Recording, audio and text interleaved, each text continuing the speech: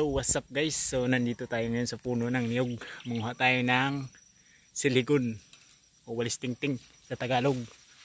Yan o, taas na guys. Ayan guys, ay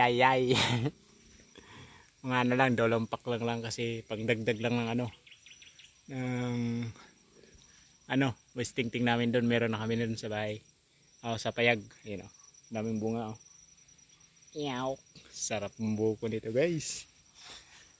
Pero wag kumpleto nito ng tangga, akak. Guys, oh. Yan. So, ito yung isa. Target side. Yan. Kasi parang Yan. Ito, madali lang to puto doon.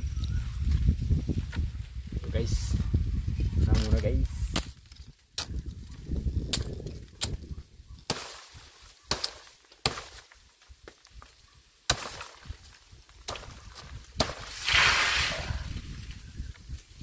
Shutdown.